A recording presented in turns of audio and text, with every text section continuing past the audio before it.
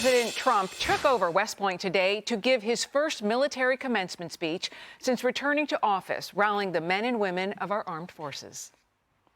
We're focusing our military on its core mission, crushing America's adversaries, killing America's enemies, and defending our great American flag like it has never been defended before. The military's job is to dominate any foe and annihilate any threat to America anywhere, anytime. To be respected again, you have to win. Winning is a beautiful thing. Losing, not for us. It's not for us, not for anybody here. Military recruitment numbers show America is back and stronger than ever under President Trump. Each branch has surpassed their recruitment goals so far this year. And Vice President J.D. Vance joined in on the patriotic mission yesterday. He hit the U.S. Naval Academy to send off their graduates.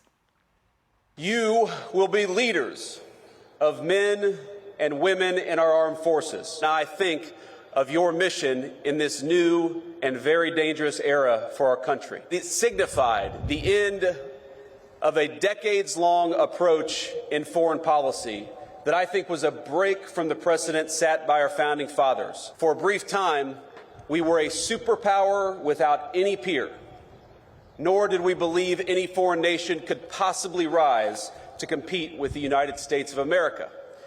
And so our leaders traded hard power for soft power. We're returning to a strategy grounded in realism and protecting our core national interests. At the same time, the Trump administration is taking aim at the deep state as Secretary of State Marco Rubio overhauls the National Security Council. Lucas Tomlinson has more from West Point. Hi, Lucas. Well, good evening, Alicia. Air Force One might have been a little lighter flying up here after more than 100 members of the National Security Council were let go or reassigned. President Trump speaking here to West Point's 2025 graduates, and he picked up a theme he left off with in the Middle East, attacking his predecessors, talking about nation building and saying those nation builders wrecked more nations than they built. For at least 2 decades, political leaders from both parties have dragged our military into missions it was never meant to be. It wasn't meant to be. People would say, why are we doing this? Why are we wasting our time, money, and souls in some case? They sent our warriors on nation-building crusades to nations that wanted nothing to do with us, led by leaders that didn't have a clue in distant lands, while abusing our soldiers with absurd ideological experiments here and at home. Trump skipped the traditional handshake with the 1,002 West Point graduates from the class of 2025, saying he had urgent business to attend to with Russia and China. Did call a host of cadets to the stage, including star quarterback Bryson Daly and Ricky McMahon, whose father was killed in Afghanistan and buried here at West Point. Trump also saluted 2 female cadets who were the first to graduate from Army Dive School. And yesterday in Annapolis, as we just heard, Vice President J.D. Vance shook the hands of all the graduating midshipmen and promised to use U.S. military force judiciously. Military power should be used decisively with a clear objective. We ought to be cautious in deciding to throw a punch, but when we throw a punch hard, and we do it decisively, and that's exactly what we may ask you to do. When the United States sets a red line, it will be enforced. And when we engage, we do so with purpose, with superior force, with superior weapons, and with the best people anywhere in the world.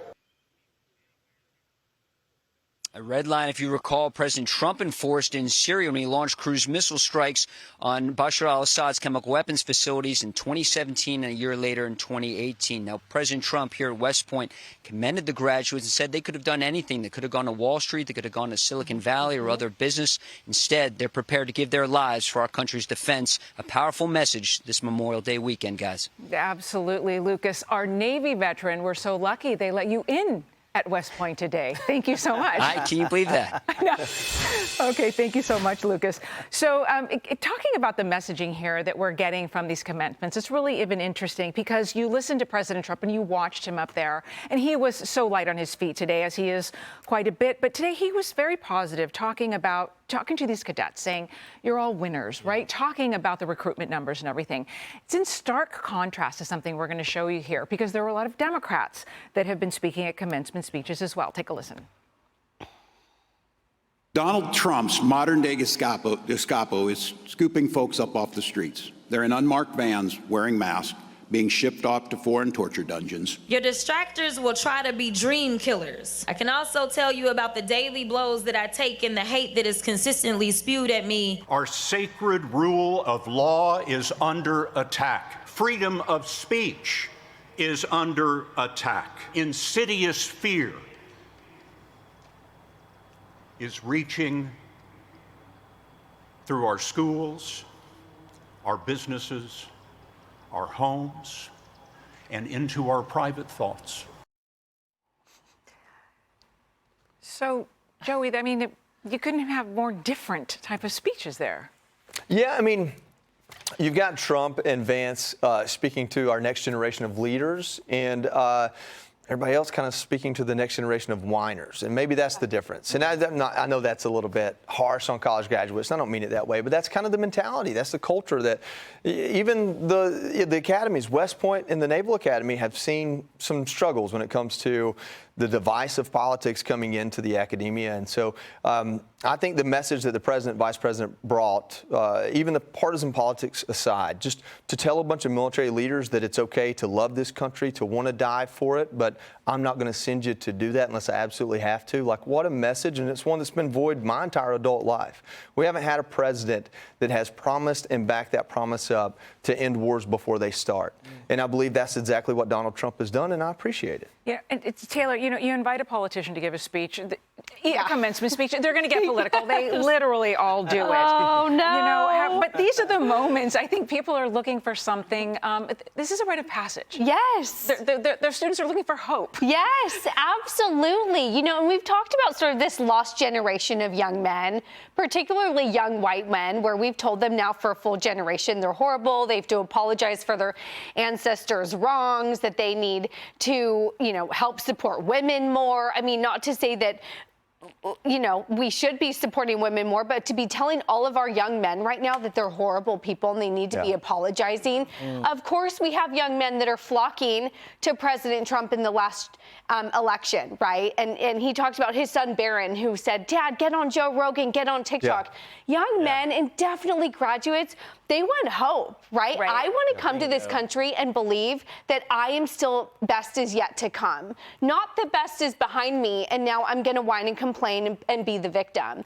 So I really think, especially at a commencement, let's talk about this awesome rite of passage and what you can do to really contribute to society going forward. Yeah, Kevin, I want to get you in on this because you have a recent college grad. Yeah, you know, the best part about it is you always say to yourself, you can do it. You got this. And sometimes these speakers get out there and they say, everything's wrong with your world and it's all falling apart. It's not falling apart. Oh. You know, I had to write this down because I love what Joey said. Gone are the days of climate change, DEI, and inclusivity. And here are the days, by the way, of readiness, lethality, and the determination to get the job done, peace through strength. When you have that mindset and you share that with the graduates, it seems to me that's a message everybody can lean into. And best of all, again, that positivity that says, I'm with you all the way. Let's do it together. Yeah. And if you hang in there, you'll get there, whatever your dream is. And I love that about the speech. And I thought they were all great this weekend. And by the way, J.D. Vance taking one for the team, a Marine, putting on a Navy jacket. It's a lot easier to do than an Army jacket. So he probably picked that one on purpose. I bet he did. Because there were actually some blue coats out in that audience. I saw that. Yeah, pretty crazy. Hey, Sean Hannity here. Hey, click here to subscribe to Fox News YouTube page and catch our hottest interviews and most compelling analysis. You will not get it anywhere else.